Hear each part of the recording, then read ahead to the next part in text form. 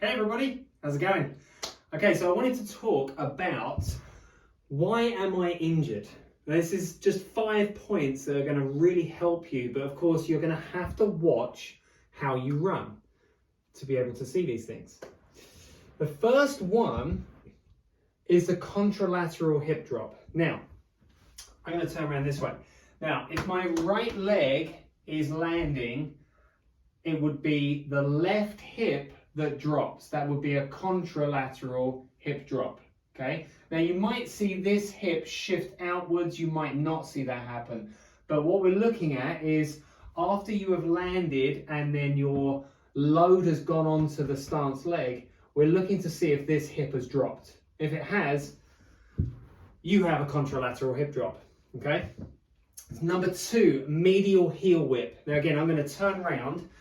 And what I'm going to show you here is the foot that's just come off the ground or just coming off the ground.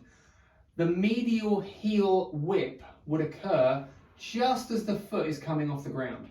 Okay, so we would either see that happen, the heel whips medially, or we would see that happen. Now this is slightly different where the leg actually deviates this way, the whole leg.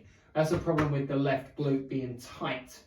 Okay, so if the right foot is coming off the ground and either the lower leg, the heel, whips medially, or the entire leg goes to the other side, you got a problem. Okay, third one, external tibial rotation. Now this is a little bit different from the medial heel whip, because when we see the medial heel whip, what we see is an action of the heel whipping out. Now, an external tibial rotation is something where the foot is pointing out the whole way through your gait cycle. Now, what we might see is we might still see a heel whip. We might see a medial heel whip as well as that external tibial rotation. So we're seeing the feet point out or one foot point out. Okay. Now, what you might also see when you see the tibial external rotation is you might see the contralateral hip drop on the other side. Okay, you might have a bilateral contralateral hip drop, which is a hip dropping on both sides. Okay, there's a number of things that you might see. Number 4, landing on a forward traveling leg. This is something I talk about a lot. If your foot is landing, and you have to do a sideways on assessment here, if your foot is landing as it's going in a forward direction, we don't want that. We want that foot to land as it's being pulled backwards, and therefore it thrusts you forwards over the top. If we land on a forward traveling leg, I've got a lot of immediate and high speed impact forces. Okay, now when you run over ground, on ground, obviously the ground doesn't move, you move over it, but essentially the ground is moving relative to you, or you're moving relative to the ground. Now you've got directions of travel. Okay, so if my leg lands on a forward traveling leg, it's impacting in the opposite direction to what we want. So you're going to get a lot of impact. Okay, if I land on a backward traveling leg, then my foot is essentially landing at the same speed as I am traveling forwards, so it's the same ground speed.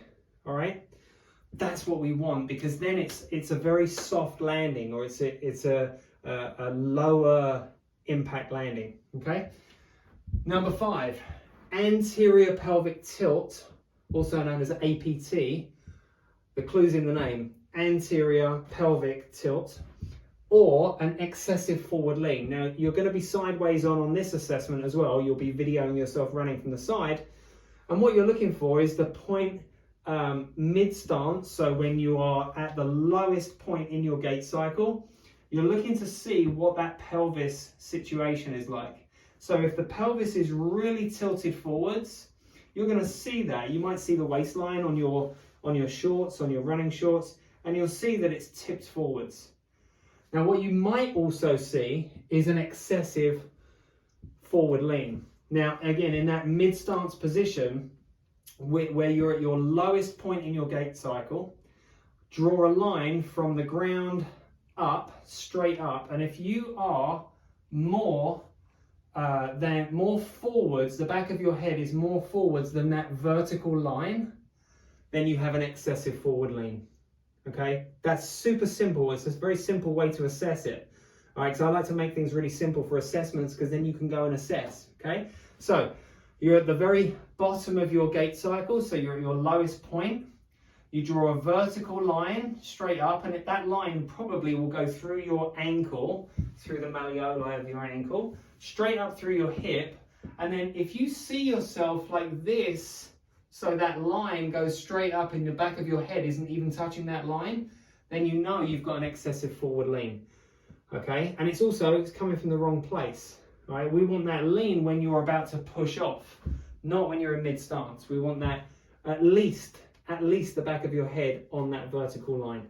Now, of course, if you aren't doing any assessing, then I said this before, you are just guessing. All right, you have to be assessing what is occurring when you run, otherwise you're just guessing at the cause.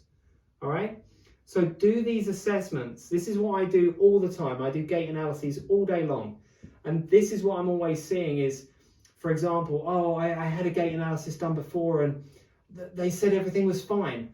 That doesn't happen. If you are injured, there's a reason why you're injured. It will more than likely be that something somewhere isn't going the way it should go.